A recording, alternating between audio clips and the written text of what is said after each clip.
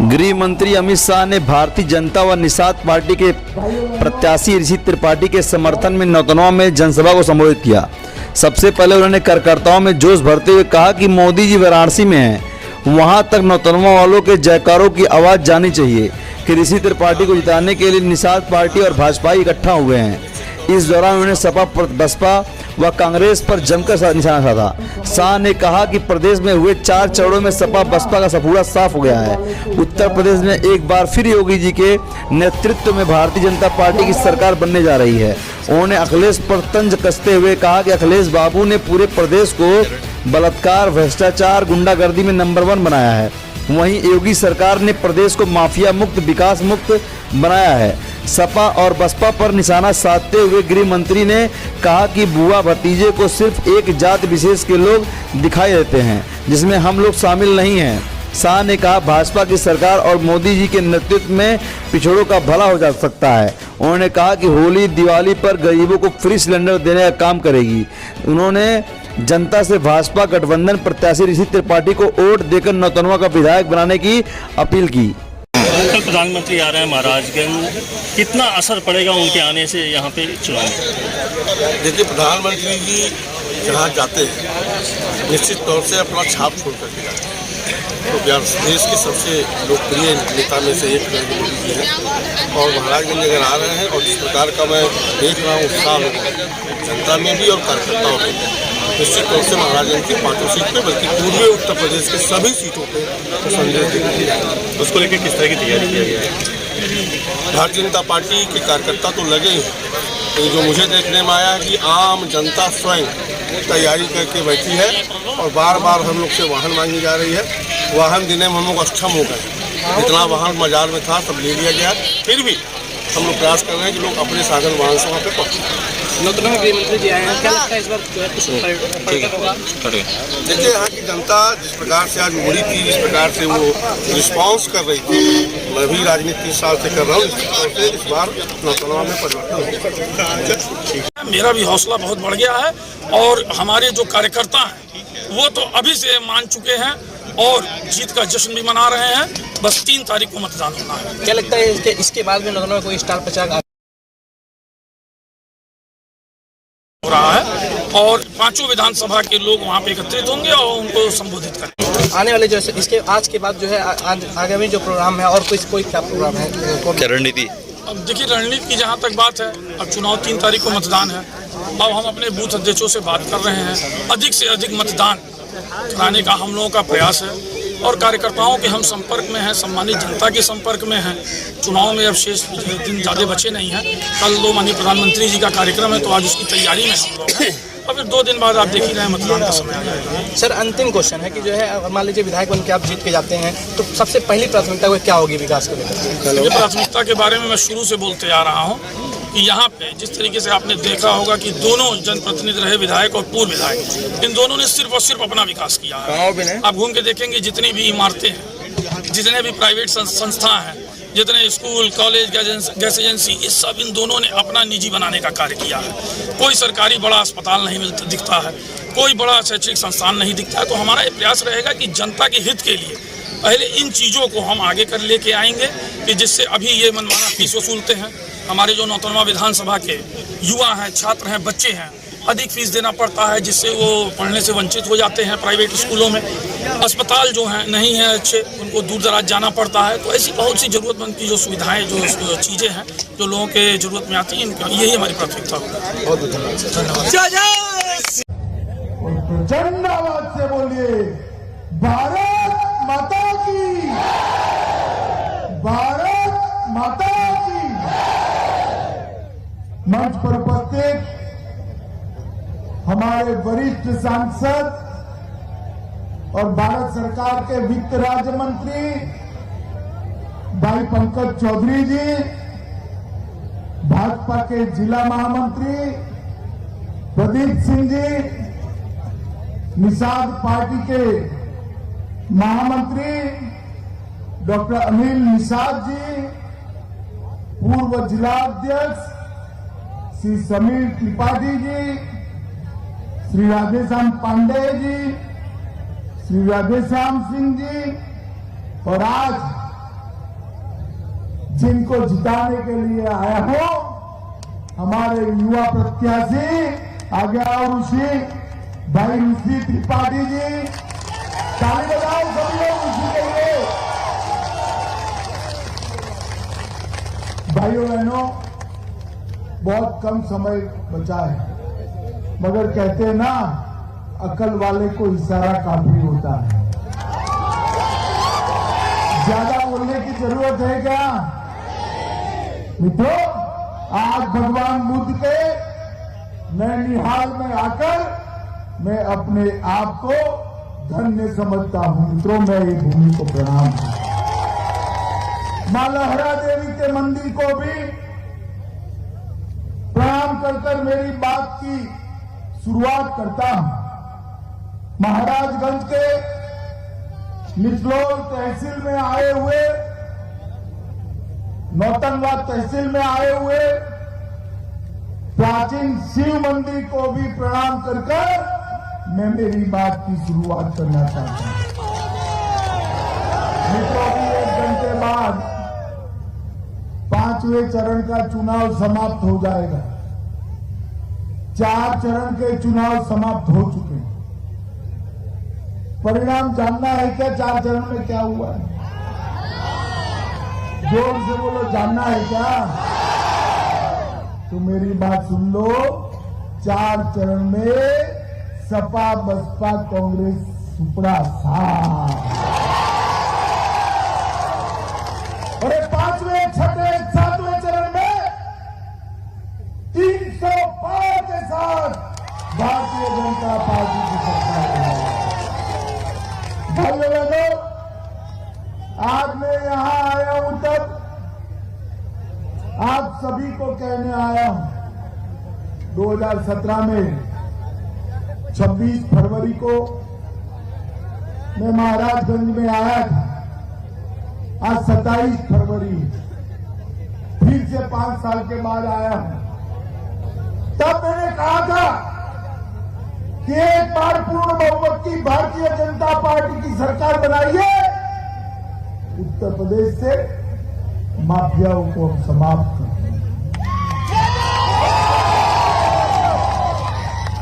5 साल हो गए, मैं हिसाब लेकर आया हूं। माताओं, भाइयों, बहनों, ये युवाओं जो खड़े हैं मेरे जिगर के टुकड़े जैसे युवा हैं। हमने प्रत्याशी भी युवा दिया है। युवाओं का नेता युवा ही होना चाहिए। मुझे बताओ भाइयों बहनों, आजम खान कहां है आज? अरे जोर से बोलो, कहां है? और जोर से बोलो। अतीक अहमद कहां है?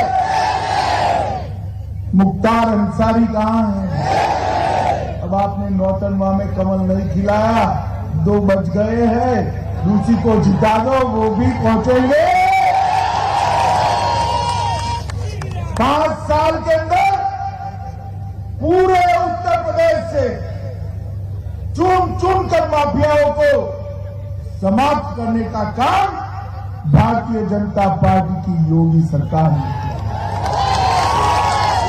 5 साल के अंदर 2000 करोड़ की भूमि जो माफिया कब्जाए थे, बड़े बड़े भवन बनाए थे, वो 2000 करोड़ की भूमि माफियाओं से मुक्त कराने का काम भारतीय जनता पार्टी की सरकार ने किया।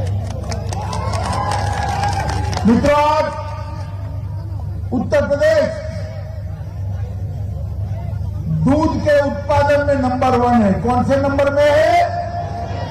मेरे साथ जोर से बोलिएगा। दूध के उत्पादन में कौन से नंबर पर है? आंवला के उत्पादन में कौन से नंबर पर है?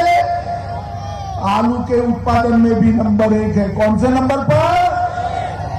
गन्ना के उत्पादन में भी नंबर 1 पर है। कौन से नंबर पर? चीनी के उत्पादन में भी नंबर 1 पर है। कौन से नंबर पर? हरी मटर के उत्पादन में नंबर 1 है। कौन से नंबर पर? ये किसी में भी अखिलेश बाबू की सरकार थी तब नंबर 1 नहीं था नंबर। अब क्यों नहीं था? क्योंकि अखिलेश बाबू को इसकी जानकारी ही नहीं, किसी में नहीं थी। अरे इतने खुश न हो जाइए, कुछ चीजें ऐसी है जिसमें यूपी को वो भी नंबर 1 बनाएगी। मैं बताऊं? डकैती में नंबर 1 उत्तर प्रदेश का ला दिया, खून की संख्या में नंबर 1 ला दिए थे, बलात्कार में नंबर 1 ला दिए थे, अपहरण में नंबर 1 ला दिए थे, और हथियारों की फिरौती में भी नंबर 1 ला दिया। भाई आपको खून, डकैती, अपराध, बलात्कार, हथियार उसमें नंबर 1 चाहिए या दूध, गन्ना, चीनी, आंवला, हरी मटर उसमें चाहिए? मैं बताता हूं, 5 साल में योगी जी की सरकार ने डकैती में 70% अपराधों की कमी करी है। 70%। लूट में 69% अपराधों की कमी करी, हत्या में 29%, अपहरण में 35% और बलात्कार में 52% हत्याओं बलात्कार की कमी।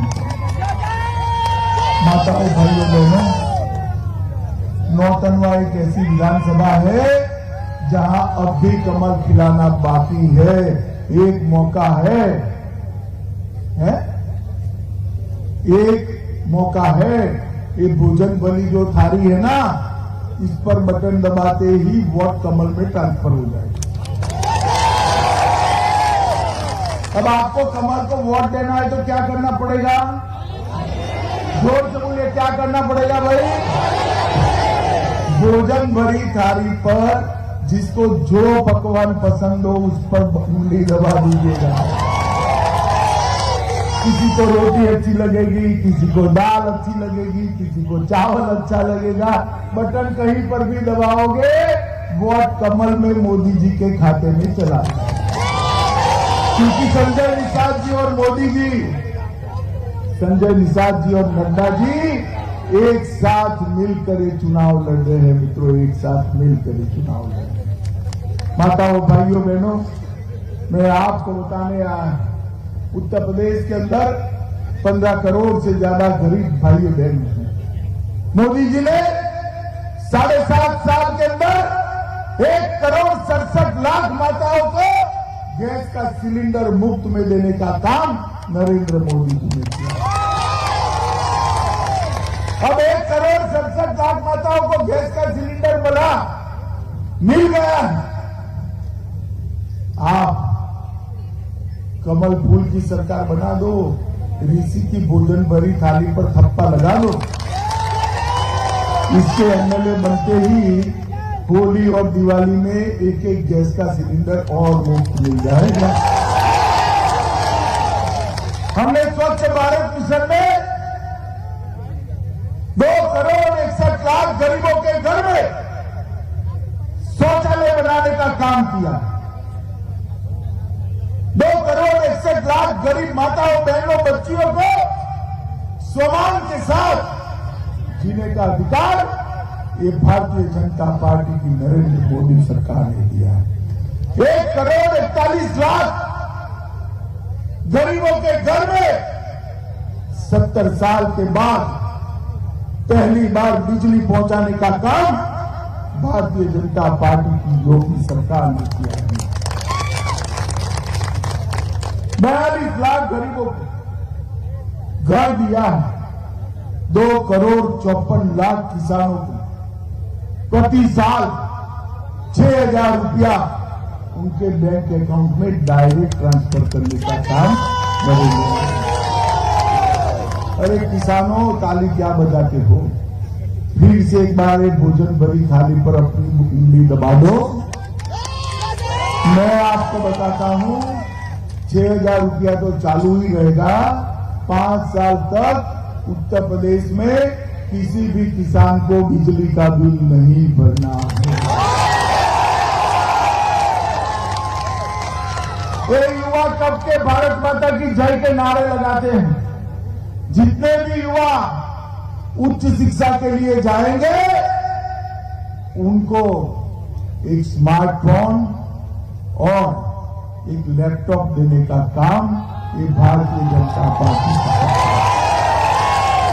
जितनी भी बच्चियां उच्च शिक्षा के लिए पढ़ेगी वो बच्चियों को मुफ्त में स्कूटी देने का काम ये भारतीय जनता पार्टी का है। भाई घर में बहन है, इसको पढ़ाओ, स्कूटी उसको मिलेगी, तुम भी जरा चक्कर लगाकर फिल्म देखकर आ जाना, भाई चिंता मत करना। चला पाओगे ना आप भी? अरे बोलो भाई, चला पाओगे ना? माताओं, भाइयों, बहनों, मोदी जी ने हर गरीब के घर में 5 लाख तक का सारा स्वास्थ्य का खर्चा, 5 लाख आज भारतीय जनता पार्टी की सरकार ने मुक्त कर दिया है। आयुष्मान भारत योजना के तहत 5 लाख तक का सहारा।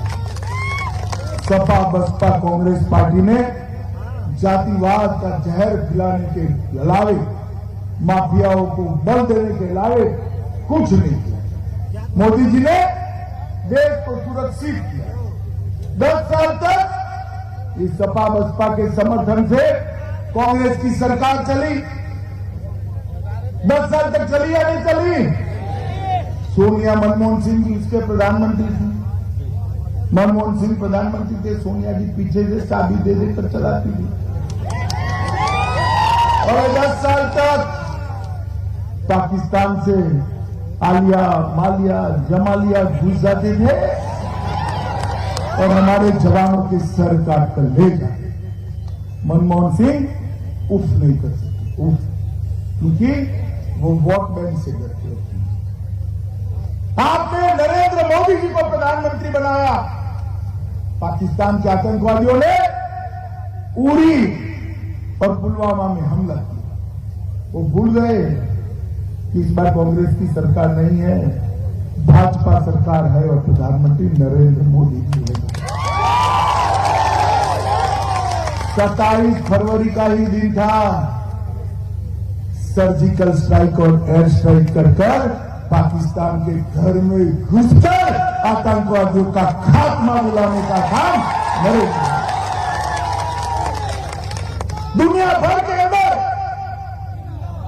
मोदी जी ने एक संदेश दिया। भारत की सीमा और भारत की सेना, उसके सामने आंख उठाकर देखा नहीं जाता, वरना सर धड़ से अलग हो जाता है। ये संदेश नरेंद्र मोदी जी। अरे युवाओं, बताओ भाई, ये कश्मीर भारत का अभिन्न है या नहीं? हमारा है या नहीं है? ये 70 साल से सपा बसपा कांग्रेस पार्टी धारा 370 और 35 को अपनी गोदी में बच्चे की तरफ पाले हुए। 5 अगस्त 2019 को चुटकी बजाते बजाते मोदी जी ने धारा 370 को सपा बसपा कांग्रेस जब बिल लेकर मैं संसद में गया, उसका विरोध कर दिया। और अखिलेश बाबू कहते थे, गृह मंत्री जी, खून की नदियां बह जाएगी, धारा 370 हटाओगे तो। अरे अखिलेश बाबू, किसको डरा है? हम डरने वालों में से नहीं है। धारा 370 चली भी गई, खून की नदियां छोड़ो, कंकर चलाने की किसी की हिम्मत नहीं हुई। कंकर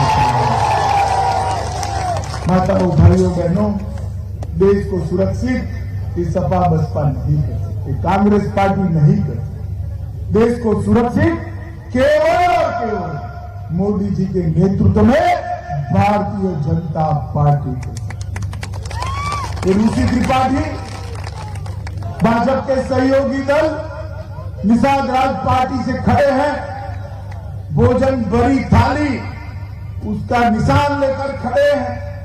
भोजन भरी थाली एक गरीबों की भूख मिटाने का सिंबल है। गरीबों की भूख, उत्तर प्रदेश में 15 करोड़ गरीबों को 2 साल प्रति व्यक्ति प्रति माह 5 किलो अनाज देने का काम देश के प्रधानमंत्री नरेंद्र मोदी जी ने किया है। और इसी भोजन भरी थाली का सिंबल लेकर आया है, इस पर उंगली दबाकर कमल को खिलाने का काम करिएगा। करोगे क्या? जोर से बोलो, करोगे? भोजन भरी थाली पर बटन दबाओगे? रूसी त्रिपाठी को जिताओगे? योगी जी को मुख्यमंत्री बनाओगे? मोदी जी को प्रधानमंत्री बनाओगे? तो मेरे साथ दोनों हाथ उठाइए, उठाइए दोनों हाथ, विजय के संकल्प की मुट्ठी खींचे और प्रचंड आवाज से बोलिए, भारत माता की, भारत माता की, वंदे वंदे वंदे।